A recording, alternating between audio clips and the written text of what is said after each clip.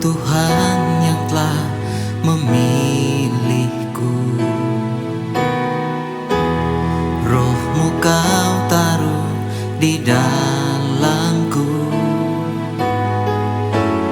Kau memanggilku untuk rencana-Mu, beritakan Injil pada segala bangsa. Saat ku harus lewati sungai dan melintasi api, ku tahu tangan-Mu pasti menolongku. Engkau ada bersamaku.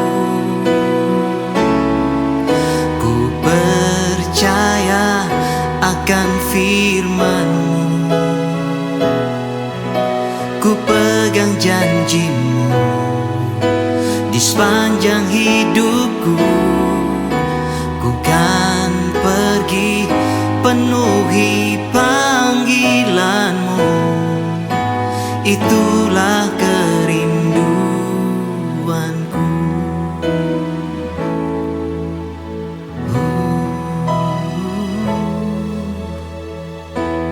Kau Tuhan yang telah memilihku, Roh-Mu Kau taruh di dalamku. Kau memanggilku untuk rencana-Mu, beritakan Injil pada segala bangsa. Saat ku harus lewati sungai dan melintasi api, ku tahu tangan-Mu pasti menolongku. Engkau ada bersamaku. Ku percaya akan firman-Mu, ku pegang janji-Mu di sepanjang hidupku.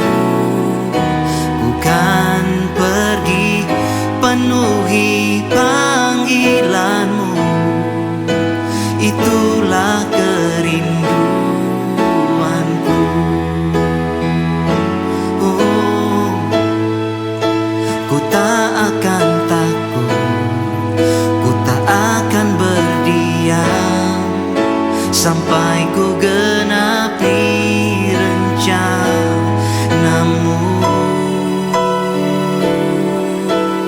Oh, ku percaya akan firman-Mu, ku pegang janji-Mu di sepanjang hidupku. Ku kan pergi penuhi panggilan-Mu, itulah kerinduanku,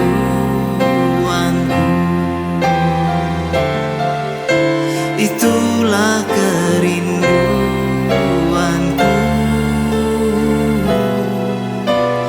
Penuhi panggilan-Mu.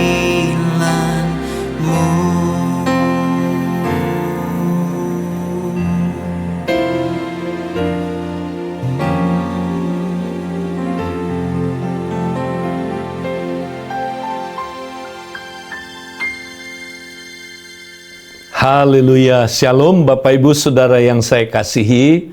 Kembali kita dalam seri Kingdom Disciple. Nah saudara, tahun ini kita semua pastikan diri kita menjadi saya yang dimuridkan. Nah kita mau dimuridkan supaya kita bisa menjadi murid kerajaan, Kingdom Disciple. Nah saudaraku, murid kerajaan itu pasti berbuah banyak. Nah, minggu lalu kita sudah belajar, saudara, bagaimana kita berbuah banyak. Ya, ada dua tindakan yang kita perlu lakukan sebagai murid sejati, murid kerajaan. Yaitu dikatakan di dalam Yohanes 15 ayat 5, "Akulah pokok anggur dan kamulah ranting-rantingnya. Barang siapa tinggal di dalam aku dan aku di dalam dia, ia berbuah banyak. Sebab di luar aku, kamu tidak dapat berbuat apa-apa." Nah, saudara, jadi kalau kita melihat di sini, saudara, untuk kita berbuah, kita perlu tinggal di dalam Kristus dan Kristus di dalam kita. Artinya firman-Nya di dalam kita. Nah, ini dua hal yang sangat penting, saudara, untuk kita menjadi murid sejati yang menghasilkan buah yang banyak. Nah, bagaimana caranya, saudara?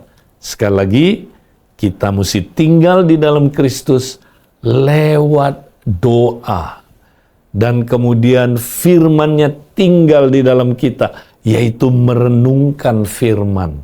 Nah, hari ini secara khusus kita mau memperdalam, saudara, bagaimana kita tinggal dalam Kristus lewat hubungan doa. Nah, saudara, doa yang dimaksud di sini, saudara, adalah kita mau berdoa ya di dalam satu hari itu secara khusus. Ada waktu khusus kita berdoa. Nah, saudara, ya kita misalnya ambil waktu pagi. Saudara tentukan sendiri. Ya, misalnya saudara kita mulai dengan 15 menit. Ya, kita ambil waktu saudara berdoa pagi. Ya, atau setengah jam. Ya, kalau saudara belum bisa setengah jam, mulai dengan 15 menit. Tapi tentukan ada jam tertentu saudara mau praktek berdoa. Berdoa pagi. Nah, bukan hanya berdoa pagi, saudara, tapi juga Alkitab mengajarkan kita berdoa senantiasa. Jadi sepanjang hari itu kita juga berdoa terus. Ya, saudara. Nah, bagaimana kita mempraktekkan doa? Nah, satu hari, saudaraku, murid-murid, ya, mereka ketika melihat Yesus berdoa, setelah Yesus berhenti, mereka berkata demikian, "Tuhan, ajarlah kami berdoa seperti Yohanes mengajar murid-muridnya." Lalu Tuhan Yesus berkata, "Jikalau engkau berdoa, katakanlah demikian." Lalu dia mulai mengajar mereka prinsip-prinsip berdoa. Nah, prinsip berdoa itu, saudara, ada di dalam Matius pasal yang ke-6 ayat yang ke-5 mulai. Nah, saudara, di situ dikatakan, saudaraku, di dalam Matius pasal 6 ya, ayat yang ke-5, "Dan apabila kamu berdoa, janganlah berdoa seperti orang munafik. Mereka suka mengucapkan doanya dengan berdiri dalam rumah-rumah ibadat dan pada tikungan-tikungan jalan raya, supaya mereka dilihat orang. Aku berkata kepadamu, sesungguhnya mereka sudah mendapat upahnya." Nah, Tuhan Yesus berkata, saudara, kalau kita mau berdoa, motif kita berdoa harus benar. Jangan seperti orang munafik. Ya, orang munafik di sini, orang-orang Yahudi pada zaman itu, mereka berdoa supaya motifnya dilihat orang atau dipuji orang. Nah, kalau kita berdoa tujuannya supaya dipuji orang, kita sudah mendapat upahnya. Upahnya apa? Dipuji orang. Hebat. Si Anu itu, coba lihat doanya luar biasa. Rohani sekali dia. Ya, paling-paling cuma dapat pujian. Bahkan saudara, mendapat pujian itu berbahaya. Ya, kalau kita suka makan puji, saudara, nanti kita jadi orang kena NPD. Ya, Narcissistic Personality Disorder. NPD, ya, narsis, sukanya dipuji, sukanya, saudaraku, ya, disenangkan, saudaraku, ya, dipuji orang. Ini berbahaya, ini penyakit gangguan mental, saudara. Ya, hati-hati, jangan mau saudaraku hidup ini kita supaya dipuji hidup kita. Nah, jadi saudara, kalau kita berdoa, apa motifnya, saudara? Nah, kemudian di dalam ayat yang ke-6, Yesus berkata demikian, tetapi jika engkau berdoa, perhatikan, masuklah ke dalam kamarmu, tutuplah pintu, dan berdoalah kepada Bapakmu yang ada di tempat tersembunyi, maka Bapakmu yang melihat yang tersembunyi akan membalasnya kepadamu. Nah, saudara, ternyata ya, motif kita berdoa, saudara, adalah bukan supaya dipuji. Nah, nanti saudara baca ayat-ayat selanjutnya, bukan juga seperti orang yang tidak mengenal Allah, yang datang menyembah berhala, supaya berhalanya menjawab kebutuhan-kebutuhan hidupnya. Ya, bukan, saudara. Ya, bahkan Yesus bilang, ketika kamu datang kepada Bapakmu, kamu belum minta aja, belum berdoa aja, dia udah tahu kebutuhan-kebutuhanmu. Ya, karena dia Bapakmu. Nah, saudara, jadi berdoa jangan seperti orang yang tidak mengenal Allah, yang datang untuk apa, saudara? Pemenuhan kebutuhannya. Mereka datang supaya dapat makanan, minuman, pakaian, supaya dapat rezeki. Saudara, bukan itu tujuan kita berdoa, saudara. Jadi kita berdoa untuk apa? Nah, ini motifnya. Ya, ini motifnya harus benar.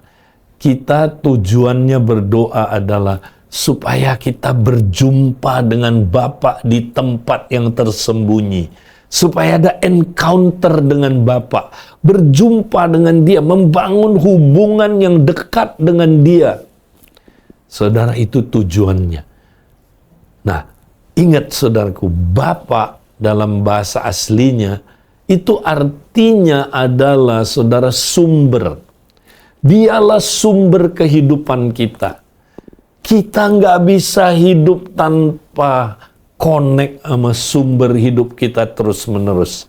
Gadget ini, saudara, ya, iPad saya ini tidak bisa hidup kalau dia nggak terus-menerus dicolok, ya, dia terus mempunyai apa, saudara, ya, koneksi dengan sumber listrik.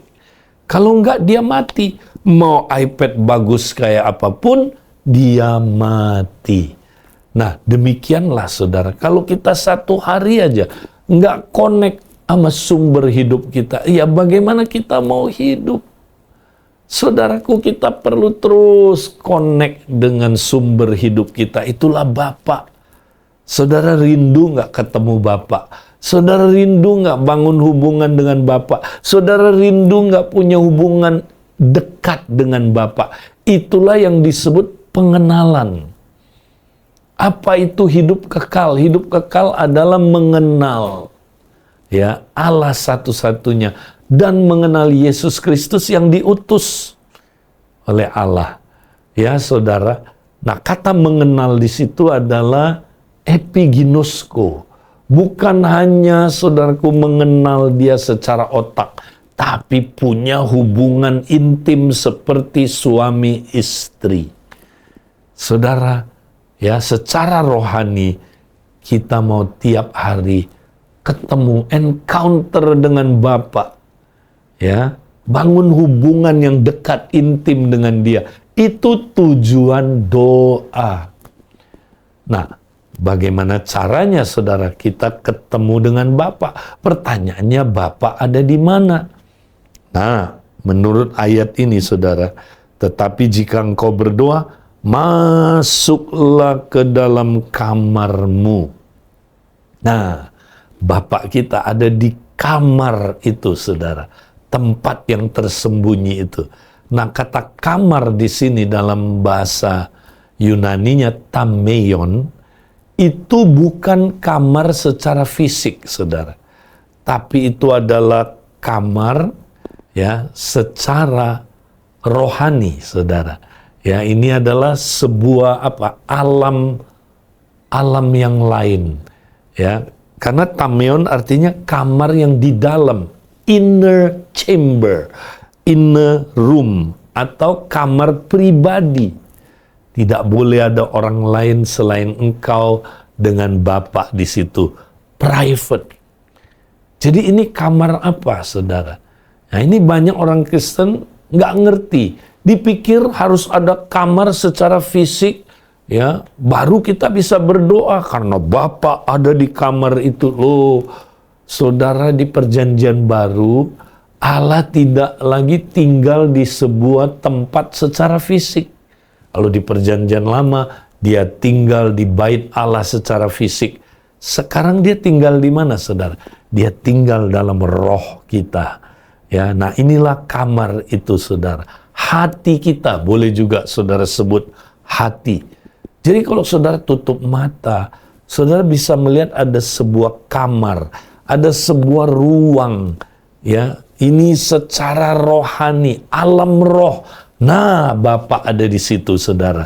Bapa ada di situ. Ketemulah dengan dia di tempat yang tersembunyi itu. Ya, jadi kita bisa lakukan ini di kamar tidur kita, mojok sedikit bisa. Kalau saudara kita ada di kafe, ya bisa, saudara. Kita di Starbucks, kita mojok dikit. Ya, itu bisa jadi kamar itu, saudara. Di alam roh, ya. Nah, kita mojok dikit supaya lebih tenang. Boleh, saudaraku. Nah, jadi saudara, kalau kita udah masuk ke kamar itu katanya, lalu apa yang kita mesti lakukan, saudara? Nah, di kamar itu, saudara, kemudian kita harus tutup pintu. Nah, apa ini tutup pintu, saudara? Ya, kita harus buang semua gangguan-gangguan, distraction yang dari luar. Ya, ingat saudara, musuh berdoa itu adalah kita banyak distraction. Ya, gangguan-gangguan dalam berdoa. Nah, ada 3 gangguan, saudara, yang harus kita atasi kalau kita mau berdoa. Ingat, saudara, ya, ayatnya bilang begini, 1 Petrus pasal yang ke-4 ayat 7. Kesudahan segala sesuatu sudah dekat, karena itu kuasailah dirimu, jadilah tenang, supaya kamu dapat berdoa. Nah, menurut Petrus, saudara, kita nggak bisa berdoa kalau nggak tenang. Ya, kenapa, saudaraku? Karena ini akhir zaman. Petrus sudah bernubuat, ya, mendekati kedatangan Tuhan yang kedua kali. Ada zaman di mana ada banyak gangguan, saudara. Ya, gangguan apa? Distraction. Karena kita hidup, saudara, di era globalisasi, di era informasi, di era internet ini, saudara.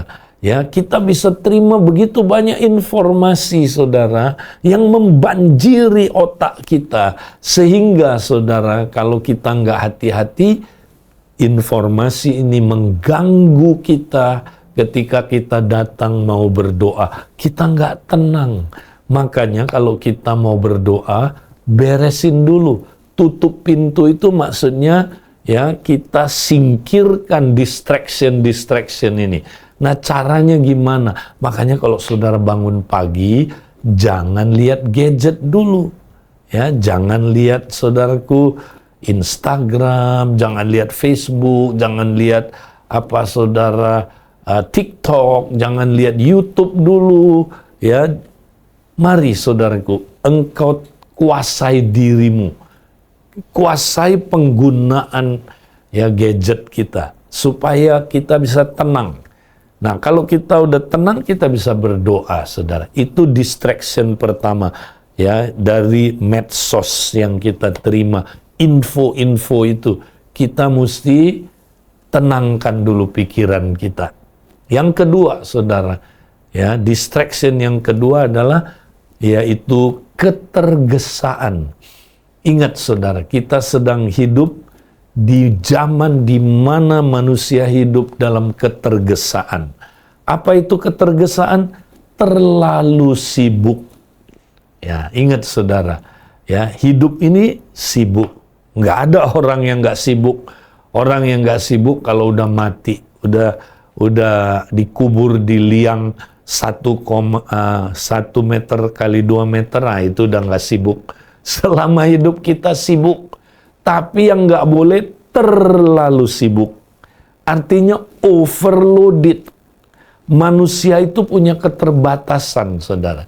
Dia nggak boleh terlalu sibuk. Kalau dia terlalu sibuk, nanti dia hidupnya tergesa-gesa. Nah, ketergesaan adalah musuh pertumbuhan rohani yang paling besar buat orang-orang yang hidup di zaman sekarang ini, saudara. Jadi kalau kita mau bertumbuh, kata Dallas Willard, kita mesti mengeliminasi ketergesaan. Ya, nah contoh, saudara, kalau kita nggak pernah atur hidup kita, saudara, sesuai dengan prioritas apa yang paling penting, maka kita akan hidup tergesa-gesa.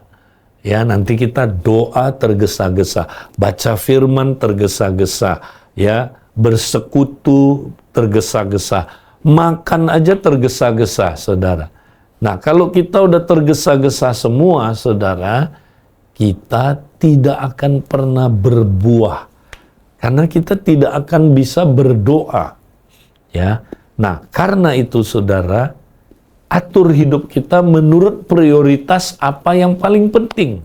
Menurut saudara, apakah doa itu penting? Kalau buat saudara doa nggak penting, ya pasti saudara nggak akan prioritaskan waktu untuk berdoa. Tapi kalau doa penting seperti napas, tanpa napas kita mati, ya kayak tadi saudara, kalau carang itu nggak nempel pada pokok, dia mati. Nah, saudara, kalau kita nggak doa, ya kita nggak mungkin saudara hidup berbuah. Itu sebabnya maka kita harus atur waktu ya untuk kita berdoa. Tentukan ya dalam satu hari jam berapa sampai jam berapa saudara mau berdoa. Saudara jangan berkata begini, kan saya sibuk. Ingat saudara, kita semua sama loh. Ya, satu hari itu kita semua diberi waktu 24 jam. Ya, enggak saya lebih banyak atau saudara lebih banyak. Kita tinggal set waktu kita. Nah, buanglah, singkirkan ya hal-hal yang kurang penting, apalagi hal yang tidak penting, saudara. Ya, sebenarnya kalau kita lihat hidup kita, ada banyak hal yang kurang penting kita lakukan, banyak bahkan yang tidak penting. Itu kalau kita singkirkan, kita pakai untuk berdoa bisa, saudara. Kita aja nggak mau. Ya, nah makanya ini penghalang yang kedua. Tadi distraction, ya. Yang kedua adalah ketergesaan. Yang ketiga, ketika kita mau berdoa, seringkali kita tertuduh. Setan menuduh kita. Atau saudaraku, ya, kita apa saudara? Kita mau berdoa, kita terganggu karena kita baru jatuh dalam dosa. Nah, apa yang perlu kita lakukan? Kita datang mengakui, Tuhan, ampuni aku Tuhan. Aku telah berbuat dosa. Ya, dan jangan mau iblis menuduh kita, saudara. Ya, kita berdoa ya dengan hati nurani yang murni.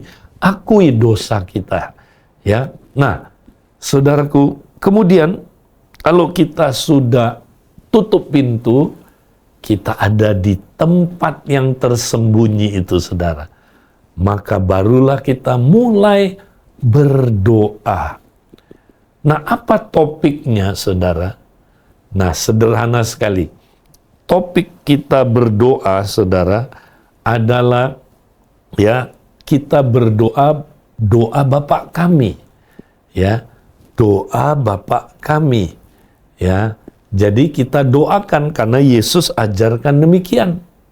Nah, apakah doa Bapa kami itu, saudara, bukan sekedar hafalan, ya, tapi doa Bapa kami itu, saudara, adalah sebenarnya, saudara, pokok-pokok doa atau prinsip-prinsip, ya, yang saudaraku kita perlu doakan. Prinsip apa?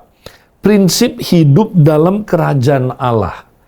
Ya, jadi kalau kita lihat isi doa Bapa kami itu adalah menolong kita, ya, mengetahui bagaimana kita hidup dalam kerajaan Allah.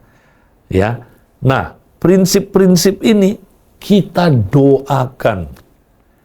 Ya, atau doa kerajaan yang kita hidupi. Ya, jadi saudaraku, kalau kita doakan prinsip-prinsip yang ada dalam doa Bapa kami, sepanjang hari itu nanti kita bisa hidup maksimal dalam kerajaan Allah. Nah, saudara, mari kita praktekkan doa yang demikian. Ya, kalau kita doakan doa Bapa kami bukan sekedar hafalan, ya, nah kita doakan dengan sungguh-sungguh, saudara, ya, maka nanti sepanjang hari itu kita bisa hidup maksimal dalam kerajaan Allah. Nah, setelah kita doa, saudara, pagi hari itu nggak cukup hanya sampai di situ. Ya, di dalam 1 Tesalonika 5, 17-18 dikatakan, tetaplah berdoa. Ya, berdoalah senantiasa, mengucap syukurlah dalam segala hal, sebab itulah yang dikehendaki Allah di dalam Kristus Yesus bagi kamu. Nah, berdoa jangan hanya di pagi hari, lanjut terus berdoa sepanjang hari.